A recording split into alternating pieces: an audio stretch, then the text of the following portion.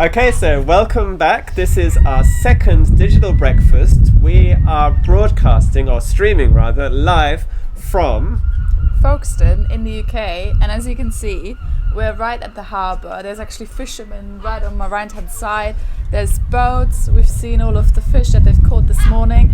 Luckily it's a little bit quiet now than it was before, but hopefully you can also hear the seagulls. And we're going to be talking all about live video campaigning. So we decided to go out of the office to do our series of summer digital breakfasts in different locations around Kent in the UK. So far so good. Second week. We did expect, early July, mid-July, for the sun to be shining. As you can see, it's not quite worked out like that. But, in essence of live video campaigning, we've gone out and we're getting a feel for our surroundings. So today we're going to be talking about live video campaigning, this new trend which is just becoming a complete phenomenon, and everybody is jumping onto this. And in the tourism industry in particular, it's a really, really big opportunity. And so that's why we decided to do today's digital breakfast, to really help kind of convey what that opportunity is and how, as a brand, as a travel brand or a destination, you can really tap in to the opportunity of engaging with people in real time and showing something very unique and special about what it is your destination or business has to offer.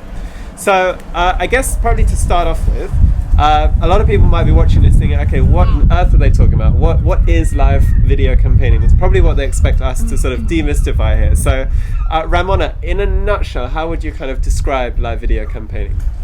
Well, I think there's two types of live video campaigning. The one that we are doing, a live stream with a professional camera, a professional software that then translates the image that they get here onto YouTube, and then also being embedded onto the website. But then also now we see all of these apps and also startup technology really coming out, making it much more accessible to the wider public, making it much more simple, really much more low tech, but then also making sure that everybody can just go outside, download an app and then live stream from wherever they are to whoever is out there in the world. And also one-to-one engagement, which at the moment we can't do unless you tweet us through @think_tourism.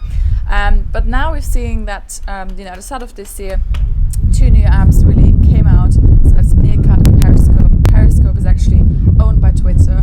So whenever you start a live stream, it then actually sends out a tweet. It notifies all of your followers. You get a push notification onto your phone saying, Digital Tourism Think Tank is live now broadcasting. And you can also just join the stream, yeah. Exactly, and you can also comment on it. You can actually ask questions, and I think that has been truly amazing. I mean, when Periscope first started this year, I've been watching so many safaris because I just love it, and now I really want to go to South Africa. I want to experience that, and surely for many others it's exactly the same as well. So Periscope is I would say the app which has been the game changer for the industry. Periscope, for those people who are watching and wondering, well, what are they talking about? What are these apps? It's something that's been bought by Twitter, and they actually paid $100 million for it. So if they think it's worth $100 million, that suggests that it really will be the next big thing, because they wouldn't spend that much on something which doesn't offer so much potential. And what's really key is it's actually about mobile devices. So it's about people using their smartphones to become camera people, to become their own live stream, their own TV channel, and to help people get behind the scenes with that. And I think because everybody has a smartphone, we're seeing amazing examples of how now anybody is just giving it a go. So obviously we are seasoned professionals doing our YouTube live stream, but if you haven't done this before, there's really no barrier to you giving it a go. And we've seen, I think now, thousands of examples of travel businesses and destinations who have said, hey, let's do a Periscope campaign. And maybe just to help people understand, maybe just explain a little bit about, how it works. So how do you actually use Periscope? And we should probably also say that during this stream, we also use Periscope. So if you are not watching on YouTube or directly on our site on thinkdigital.travel, you might also be watching on Periscope. And we actually have one of our team behind the camera who's filming and doing a behind the scenes take on the whole digital breakfast. So if that's more your thing, you can actually see what's actually going on behind the scenes. But how does it work? So how do people interact? Well, it's really easy. You just download the app Periscope, or also Meerkat onto your device. You just open it. It asks you then to sign in with your Twitter profile, which is very straightforward. So you just put in your Twitter handle, your password, that's it. Automatically it adds a lot of the followers that you have. It also makes you follow a lot of the people that are already in your network, because it thinks that surely you will be interested to see what they're live streaming, what they have to say. And then you just click on, start a broadcast. And you can also then select to actually have it saved onto your camera roll, so afterwards you can still access it, and then you just start. And then people will naturally start joining, because they will get a notification on their phone saying, Nick's now live or Ramona's now live, and then they can tap on the screen, heart it. You can also have a comment box where you can just type in a comment or a question, and then the person on the other end actually sees it and can then actually interact with you and communicate and answer different questions. So it's not just streaming a video out, it's actually getting people to converse around that as well. And I think what we often see is those videos where there's a two-way conversation, where somebody says, hey, I'm here in Folkestone, ask me anything about how are the people, what to see, where to go, what to eat, what are customs here. Those are the most successful. And I think the first destination Periscope that we've seen is from Visit North Carolina, and we actually have it, so we can actually show you the video, which we'll play in the same video. And they're really the first destination who have used it, where they've just gone to the beach. And very much like us today. Exactly, and just broadcasted it. Yeah, and you can see the sunset, sort of the sun setting, which is really nice, and they also answer some questions. And I think it's great because, for me, being somebody who comes from the UK and doesn't really know much about the US, I didn't really think about North Carolina beach, that they have a pier in the video, and actually it's a real kind of, it really opens your eyes to what the destination can offer, to a different side to the destination. Yeah. I think it's really special. So, I mean, North Carolina as an example, they had quite a lot of interaction on it. They have people hearting it. So I think you can probably see on the screen now, people they're just tapping the screen and pressing heart, heart, heart, heart, heart. You could ask yourself, is there any point in all of this? Who are these people who are watching these Periscope streams? Is it just a random person who just opens up Periscope and watches online? And I guess this is where the strategy behind it really needs to sort of come into play, and you need to make sure that you're not just wasting things as well. Yeah. So, I mean, there's also been other examples which have also been sort of worked on and planned really well. I guess, what other ones come to your mind then? Well, I think, a lot of different examples of different destinations, and we'll be talking about a couple of examples: British Museum, Skyscanner, Pure Michigan. So really across the board, from both attractions to destinations, and also big brands are now taking much more to that. So, but I think when planning and live and engaging live with people, there's really a number of things that you should really consider before you actually start. Yeah. So for me, I think, good setup like we have, making sure that, the sound is great, the lighting is great, that's always a must. It's very different to just, how you might normally film something on your mobile phone. You have to take into consideration the environment in a completely different way. So, for example, right now, even we have probably this morning some challenges with the wind, so you can probably hear some muffling of the sound. But if you're doing a live campaign, these are real issues that you have to try and kind of work around. Also just simple things, right? Like batteries. Making sure you don't go out and have half-charged batteries, especially if you're going to do a campaign where you say, we're going to show you for the next hour something really interesting. Then if your battery dies, and it probably will, because you're absolutely draining it, because you're using all of the power to do that, then that will just ruin what could have been a good idea. Also letting people know that you have a stream. So I know that the guys at Pure Michigan, they actually have a calendar icon on their website, so you can actually click that. It reminds you in your calendar that there is a stream happening. Also, I think thinking about different time zones, making sure people understand when can I, in my time zone, actually watch the video, be part of it, and also what people can do, what you will bring to them. So I think it's also about really making sure you get the marketing right, you get the awareness about this right, and you communicate what it is, how people join, and what is the added benefit as well. Yeah, and then there's other things like the most obvious thing is making sure you have a great internet connection. Yeah. So we are blessed in Kent with beautiful scenery, But we're not so well gifted when it comes to connectivity. So when we plan these series of digital breakfasts in the summer, our biggest challenge is, if we're doing it on location, how are we going to be able to stream in HD? Because people expect HD quality video. So one of the major things we have to do is go there, make sure we do a speed test. We take a 4G router. We have to make sure we have at least sort of 15 gigabytes of data and something like that. Yeah. So we really have to make sure that we are able to deliver that in a way that people interact. Because if you have that horrible buffering clock, there's nothing worse than that to ruin a great campaign. Yeah. Gunter Exel is somebody Is who's somebody really to watch, definitely, and to follow on Periscope. I think last week he actually went to Budapest, did a whole week of live casting, all the different sides to Budapest. He went into a wine bar. We actually have a video, I think, where he's in a rickshaw, touring around, meeting different people, talking. So there's really a number of ways, and you can really do it very professional, and he's definitely one to follow. What's unique about that is it's also, because of mobile, it's getting the camera into places that actually you would actually really have trouble to bring in a whole film crew. So the rickshaw is a great example. You know, you can be on it with your phone and you can have a really authentic experience.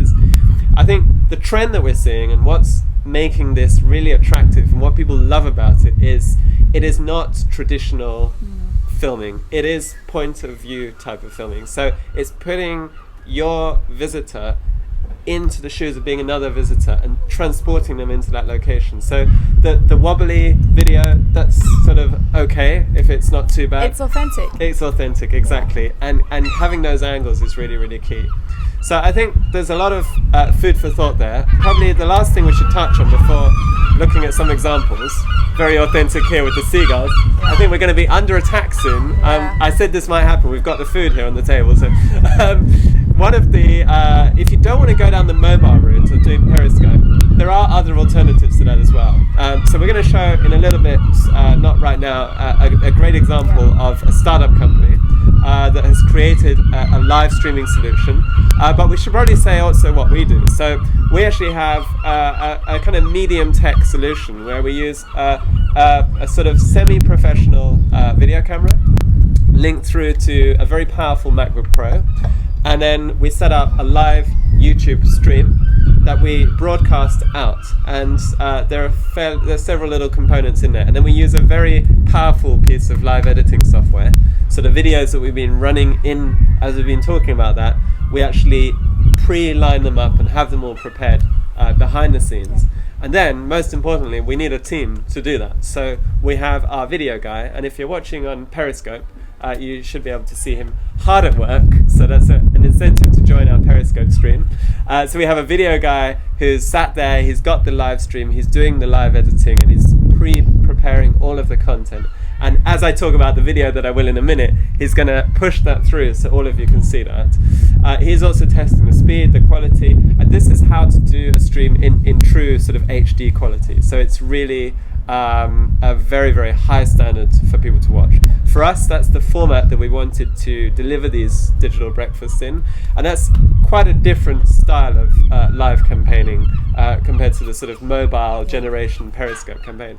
I guess what we're doing is actually very interesting for people to look at, though, because we are doing, on the one hand, a professional output online with still a low budget and just using the right tools and the right channels. And on the other hand, we're able to get behind the scenes with Periscope as well. So we're actually able to do both, which brings quite interesting results. And we see interesting and different reactions on both channels.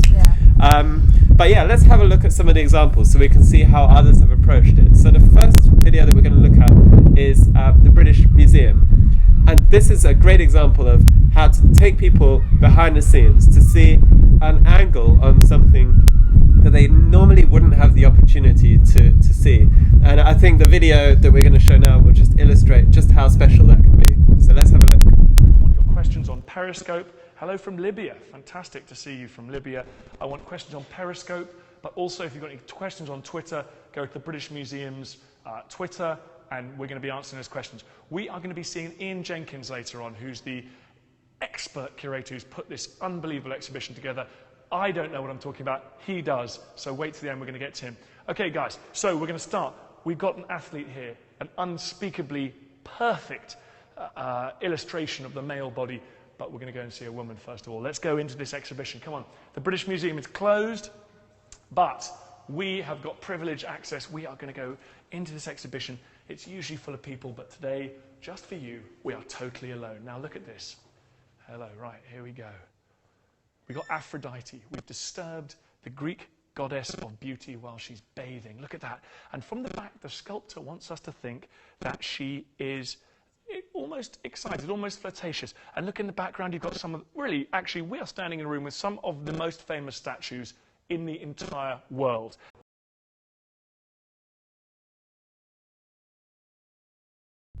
So I think that was a really interesting example, just how after closing hours, a guide who knows everything about the different pieces that are in the British Museum can really give sort of a very private VIP tour and also a lot of insights.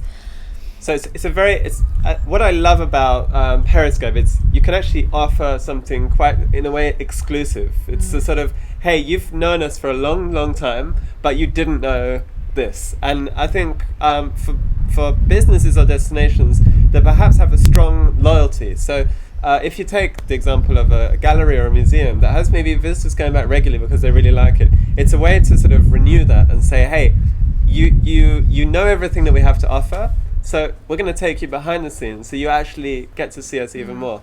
It's a bit like replicating the success of some of these TV shows that you have at airports. And I know that EasyJet had a very long series where they had on TV. I don't think EasyJet would ever do that now. I think they would do it straight onto Periscope. So behind the scenes at EasyJet. I mean, that's what people want. And this is now something that anybody can do. Yeah. The next example that we have is Skyscanner. Now, Skyscanner are quite a innovative brand in general. They always look at how to kind of disrupt their industry a little bit, how to sort of stand out. And they recently teamed up with Twitter to launch a campaign. So just tell us a little bit about the campaign that they recently did. So they did a campaign called hashtag 24-hour Periscope, where they actually worked with a number of key influencers, key bloggers all around the world to actually bring throughout the 24-hour period 24 different streams from different cities to everybody around the world. And people could really just join in by either following the hashtag and through Twitter or directly on Periscope, where you could just see in your feed just like 24-hour Periscope, 24-hour Periscope. And I watched quite a few. I watched Cash, one of the bloggers, telling us all about Madeira. So it was really, really interesting, and I got lots and lots of engagement. But I think one of the key things that's quite remarkable there is really that Skyscanner did not think that they could do that just by themselves. So they didn't think that them maybe just going out in all sorts of different cities would be enough. So they really worked with people who had already had a fairly big community who are very interested in travel to begin with, and then they really tapped into those different communities, which really made the whole campaign really reach and engage so many more people. So what's really key about bringing in the right people is about getting that major reach so that you're actually amplifying your message. Yeah. So for example, with the think tank, we only have X number of followers, but if we bring in then lots and lots of other people, we just manage to amplify that and make that much bigger. So I think that's a really good lesson learned from that. And also creating a kind of brand, a concept around it. So we've created the digital breakfast, for example, and 24-hour Periscope is another concept. It's something that people can really relate to and start talking about, and they can build up some buzz around that. They spent about 5 days working on it, so I think a lot of us who have just flicked open Periscope and off we go, perhaps it's a lesson to those people that yes, you can do that to experiment, but to do a successful campaign, do make sure you put in the planning. It's not something that's just going to work. And I think the planning that they put into that really paid off. Think about your reach. So all of those influencers, that's really key. Think about all your current marketing tools. So your newsletter, your social media, your website. Make sure that it's featured and it's really well promoted in there. And it's coming all together. And I think one of the key lessons from that campaign was really, even if you have a fairly low budget, you can still achieve a very, very big reach and a very positive outcome for you if you just do it right. And I think the video that we have lined up is just showcasing that. So let's take a look. Play the video. Hey, hello everybody! Hello! And hello from London, everyone!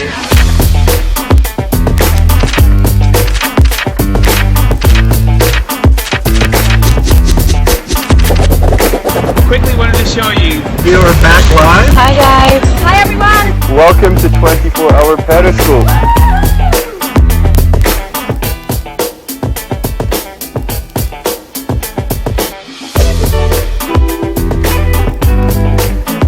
And thanks to Sky Piano. Best of luck.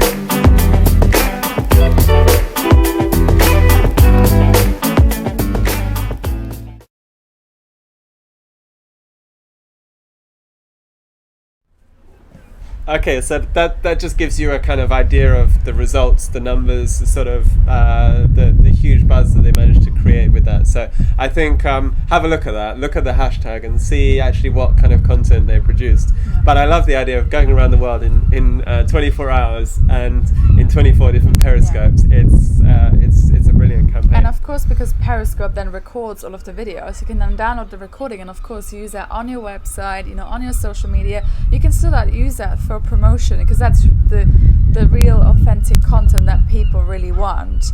So that's also really good, just having that afterwards and being able to reuse that. So I think one of the other examples is actually Pure Michigan, who also have done a live stream.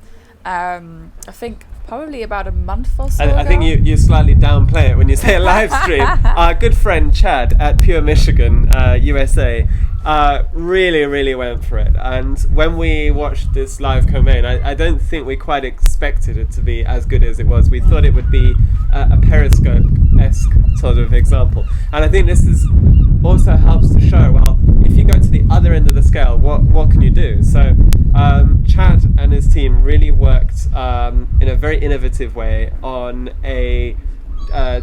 with a startup company. We're going to show that a little bit later on, but what they just wanted to do was show Mackinac Island, which was something that I've never heard of. I've probably pronounced it wrong here. But this is an island that is between Michigan, the USA and Canada, and if I'm correct in understanding, it's like a theme park where there's no, it's like a theme park island with no cars on it. So it's a very interesting place to visit. And how did it work? Well, they actually got a very famous TV presenter who has his own show to actually guide people around the island and actually on the way do different things. So people you were actually able on their website to actually log in with your Facebook or Twitter profile, and they really had tons and tons of engagement because the solution they provide is, on the one hand side, it provides the video of them sort of walking around the island, so you can see how it looks like, and then you can also post and engage in real time, post different questions and they stay there, and you have almost a social feed of people saying, oh, I love this, I've been here, or oh, can you walk to the right, can you go to this food festival? And then on the way he actually met different people and just has a chat with them, which is a really interesting thing to watch. So this is really much more of a kind of browser-based interaction, I guess. It's really about watching, and we actually watched it in the office. We put it on a big screen, and I think we only expected to watch it for sort of 10 minutes or something, and then we ended up watching it for hours. I think we all left the office at sort of 7 p.m. that day because we were watching the live stream. So, I mean, if you do I think what's key is that quality was really high, and it stayed fresh. So there's the one thing I hate about all the periscopes that I'm seeing at the moment is that people just go out, they think they just press it, and they just walk down the street, and you see this sort of horrible wobbly I can see Anna, our Periscope camera lady, is laughing here, so I don't know what people are saying on Periscope, but people walk down the street and you see this really too much point of view kind of approach and no interaction. It gets boring. It just gets boring. Immediately just leave and you look for the next thing. And of course, if you put so much planning into it, if you put any planning into it, which in that case is probably not the case, but as a company investing into that, you really want to get that right because you don't want people to abandon it after 2 or 3 minutes. But I think the Pure Michigan example, I think they had people from 23 countries in the world tune in. I mean, there were so many people, posting about it. It created a real buzz across platforms. What's key here, though, really is getting the host. You almost always can enhance your live stream with a great host. So somebody like myself, or or in the case of Mackinac Island, this guy that they've got there, somebody who can hold it together and who can talk to the viewers all the time and explain what's going on, explain what he's doing, and maybe if you enter a slightly boring part of the tour, really tell some stories, because actually that's exactly what it is. So I guess let's have a look at that, and you can get a better idea for yourself just how powerful this type of interaction is. Now we're going to what's called the Taste of Mackinac. It's an event. I don't really know that much about it. I know it's, they have chefs on the island in the vicinity come and actually prepare the best of Mackinac Island cuisine, and I believe it might be for charity. So we're going to go up. Here it is. Oh, here's the Mackinac Island Art Museum. And the marina's kind of sleepy right now because it's early in the season. If you come up here like in mid-July, the marina will be just completely full of sailboats. The whole bay here will be full of beautiful sails and sailboats. But actually, sometimes the best time to come to Mackinac is the early spring and late fall when it's very quiet. That's if you want. How you doing? Everybody gets around by bike when it's quiet, and you can take it easy, and it's a little slower. Or if you want more excitement, you can come. Because again, there's lots of great places. And actually at night, the island has a great nightlife as well. So watch this, here we go. Has a great nightlife as well. So you can do that. Yeah. Oh, gotcha, okay. We need to be at the, okay, we should be. And another thing to look at that anchor. Holy cow. That's beautiful. Wonder if they got washed up. Hi, we're broadcasting live. Yes, you are. Bro- Hello. Hi. I recognize you. From where? Do I owe you money? No, you don't. Oh. From Under the Radar, PBS, Michigan? that's Yeah. right. Oh, thank you Yes, for watching. yes, What yes. are you on the island for the Tulip Festival? I mean, I'm Li- sorry, the the Lilac Lilac Festival. Festival, See, I only know 4 yes. flowers. I was Yes. explaining earlier. I know tulips, lilacs, roses, and dandelions. So, Oh, okay. so you're here for the Yes. festival? Yes, Isn't I it am. intoxicating? It No. is. It's wonderful. Well, I don't mean the horses. I mean the lilacs. Yes. It's Is this wonderful. the first time you've been here for the Lilac For Festival? the Lilac Festival, yes. I've been Okay. here for everything else, but this is my first time for the Lilac Festival. So, It's great. well, thanks for watching the show. Well, you're welcome. We're doing. Thank you for promoting Michigan. Oh well, It's how can you not? It's wonderful. such a wonderful place. Pure wave Michigan. high right now because we're on the Pure Michigan Yes, website. we are. Hi. We're on the Pure Michigan website. It's a live podcast on their website. And when we talk into this camera, it goes up into space, comes Yes. back down into people's Okay. computers, and they can tell me through this Wonderful. little earpiece Yes. what to do next. Okay. Is there anything I should do? If you keep going down, the Taste of Mackinac is going on. Do you know about the Taste of Mackinac? It sounds tasty. Yes, it's going on right down there at one of the hotels. At the place with the- Harborview Hotel. At that place with the thing and the stuff with the guy? Yes, the Okay. Harborview Hotel. Okay, And thank you. will enjoy that. Thank you so much for watching our program. Thank you. And Pure Michigan, go Pure Michigan.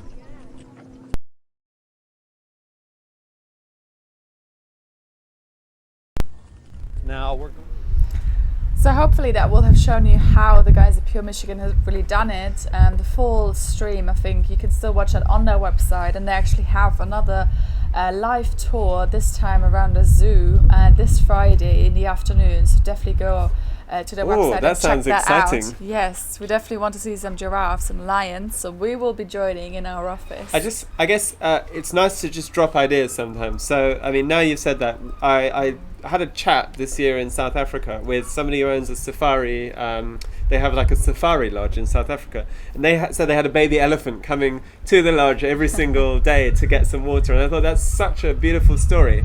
So this is a great example of when you can use something like Periscope to say, hey, every morning, 8 o'clock, we're going to have our baby elephant, we've given it a name, and it's going to come and drink from our lodge. That's a brilliant way to actually get people to keep going back and looking at your business. So there's some also really simple ideas that you can kind of float. and maybe do something routinely as well. Yeah. I think the startup company that Pure Michigan works with, Diorama, they, I think, have actually not started directly in tourism, but they've actually worked a lot with different hospitals, where they actually went to Christmas markets and live broadcasted that to the children in the hospital, so they could actually experience, things that are happening that they want to go to, but they can't because they're sick and in the hospital. Oh wow! So I think other industries have already embraced that. So as usual, unfortunately, tourism is always a little bit late, but now we're fully embracing it. And I think there's so many opportunities of like places you can go to, and that in many attractions there's maybe this tower where nobody can really go to because of health and safety issues. But if you can get actually a camera on somebody, if you can actually periscope that, then that's really something that people would be very keen to see. Yeah, a good example is Crossrail in the UK. They're building these tunnels through London to build a new transport line. It's a great example of when you can actually go through them with Periscope before something's open. Yeah. If you're launching a new kitchen or a new, take the example of a restaurant, for example. People go to a restaurant all the time, but they never see in the kitchen. So why not take your customers into the kitchen so they can see the chef at work, they can see just how hot it gets in the kitchen. Yeah. I think it's there's just an infinite number of ideas. We probably shouldn't give away too many because we do want people to give us a call and ask us to develop those ideas with them. But certainly I think that can help give people some indication of where to go. So I guess, looking at tools and how to do it. This example of the startup company, do we have a video for this? No. We don't have a video, but I think if you look from at the Pure Michigan video that we've just seen, we've seen that really all that it requires, it's a fairly more complex setup than maybe just, Periscope and a mobile phone. I think they will be having a heart attack right now if the people from Diorama who helped Pure Michigan do that great campaign are watching, because they're probably thinking it's not all it requires. It was a lot of work. Yeah. We're diminishing their work, Yeah. but we thought we would show you some of the tools that we have been using for some time. Really simple things. So if you decide to do a Periscope or any kind of mobile video, make sure you have a microphone for your iPhone or your smartphone, because without a microphone the quality of the sound will let everything down. The picture quality is now really, really good with smartphones, but unfortunately the audio just can't be that good. Yeah, So I mean today you wouldn't be able to hear us unless we have this microphone. So it's really, really essential, because otherwise it will just look very unprofessional. I can actually move this. I think our video guy is going to have a heart attack, but we do have a microphone hidden here, so we're even showing you, for those people watching on our site, some of the tricks. He is having a heart attack. You can probably hear the noise, crunch, crunch, crunch.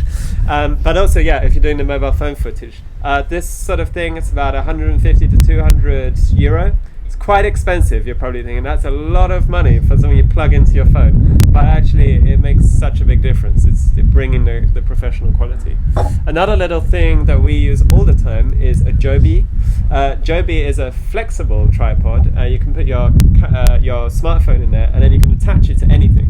So if you are in a rickshaw, for example, it's a great example of how you can then attach Joby by bending his little legs and putting him onto the rickshaw, and then you can actually have a camera and you can stream that, and people can really get that experience. So you can also free up your hands from doing the work. So you don't need a camera, man or woman. You can do it necessarily. single-handedly. You can do it all yourself. Exactly. Yes. You obviously need a smartphone, so make sure you get a decent smartphone. That's really important. I think most of the cameras nowadays in all of the smartphones will be very good. You just need to make sure that you actually tap the screen, put it into focus, because otherwise they won't look pretty.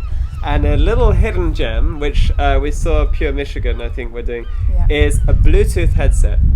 Now, we have one that's made by Jawbone, and this is the smallest Bluetooth headset you can get. It's extremely discreet. It just puts in your ear, and if I'm turned like this, you cannot see that I'm wearing it.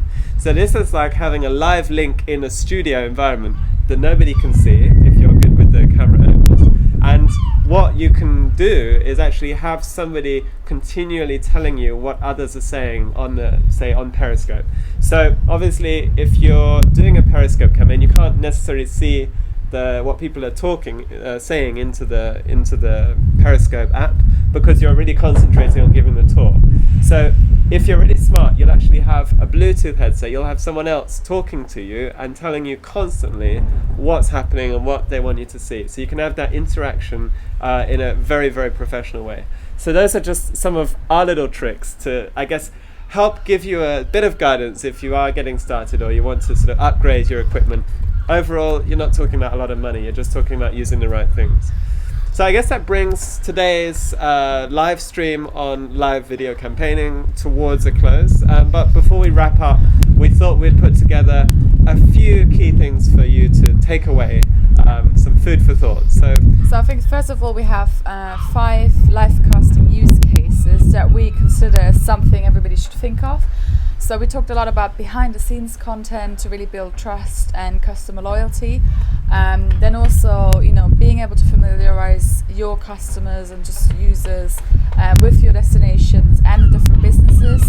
Live Q&As, I think, was another one. Really, getting somebody who can answer all of the questions about a destination or about a specific attraction. If you have a new product launch, if you have a new aircraft, if you have a new hotel in your portfolio, if there's something new on your menu, a new Top Chef. Exactly, then definitely, you can definitely use live casting for that. And also travel promos, I think, are something good. And then we also have a couple of things that you should definitely consider when you're thinking about live casting. So first of all, really think about how does it actually fit into your strategy. I know nobody ever wants to think about it, but it would be a good starting point. And also, is that really strategy, Ramona? You really brought it down. Value? I know. People love just to switch it on and go, and then you use the S word. Yeah. No, it's true. Very good point. Then live casting can also really help in terms of building trust and customer loyalty. I think we talked quite a lot about it, but it really needs to be planned properly and also used in the right way. Focus on real-time engagement interaction. So really make sure that people know that you're live, how they can engage, and also what engagement you want. We should probably say at this point that if you are watching on our site or on YouTube, and it's live, of course, not for the post video, you can still join us on Periscope. We will stay on Periscope for 5 or 10 minutes after the stream and answer any questions that you have. So we do actively encourage you to now go to Periscope, look for think_tourism, join us, and we'll definitely answer any questions that you have. Yeah. What other sort of takeaways do people consider? I think another 2 very important things to watch out for. One, really, when you do a live stream, also if it does go wrong, your reputation can be on the line. It can be quite dangerous as well if you're relevant. Content, that you deliver the right content and also the quality is right and is what you want it to be. And then also I think now that with all of these live things, I think licensing of music, video and content also becomes an issue. So make sure that you don't actually breach any copyright issues as part of your streams, because that's really the last thing you want to do. So the S word and the L word, the licensing, it's a very good point. You could very easily be infringing on copyrights, and if you're using it for commercial purposes, which you will be, that could actually put you in some trouble. So it's really something that you need to think about, including ambient sound as well. So definitely give some thought to that. So I think that really leaves us, that's really the end of today's breakfast. I think we really wanted to mention a couple of things. On the 3rd of September, we have a really great workshop in Geneva, really focusing on the GCC countries, so really the Middle Eastern countries, where we give great insights over a one-day workshop. Yeah, a one-day workshop. We've got an expert who's going to be flying in from Dubai, who's going to give everything you need to know about the Middle East market, and we have also a great expert who's going to be talking about how to build a very powerful brand and how to communicate your brands to people in the Middle East. So if you're interested in this market, and you should be because it's a very lucrative market, do join us in Geneva on the 3rd of September, and we look forward to meeting you in person in Switzerland. Yeah. That should be very nice. Also, I think check out our event site on thinkdigital.travel. We have a great Thinkathon on the 18th of November. And then on the 19th and 20th of November, we have our Innovation Campus this year in its 4th year running. That's really not to be missed. So also make sure that you sign up. The Innovation Campus, we can probably reveal today that we are going to be focusing on destination transformation. So this is a really, really exciting topic, and we've already nearly finalized the program, so you should see that online today or tomorrow. This is an absolute not to miss event. Like you said, in its 4th year now, hugely successful, and we really, really hope that everybody watching will be able to join. I guess that brings us to the end. So the next program will be about Instagram and how to perfect your Instagram strategy. We're going to do our best, at least, to demystify this and also to show really great examples. You can also join us on Instagram yourselves. So we have a DMO takeover taking place right through to the end of the year, where we hand our Instagram account over to different destinations, and this week we have Visit Wiltshire doing that, and next week I think we have Visit Oslo, if I'm not mistaken. So definitely follow us on Instagram and engage with the different destinations. We'll actually show you what's happening in their office, what's happening outside their office, what they're doing every single day. And a thing is, we don't have a location for in 2 weeks' time. We'll keep it a secret. We'll keep it a secret, but if you want to, you can also suggest things and locations where you'd like us to go. And also, if you would like to fly us in to have the breakfast in your destination, then definitely give us a shout. Excellent. We have to try. We will see you in 2 weeks. 2 weeks on Thursday for another digital breakfast on Instagram. Thanks for joining. See you then.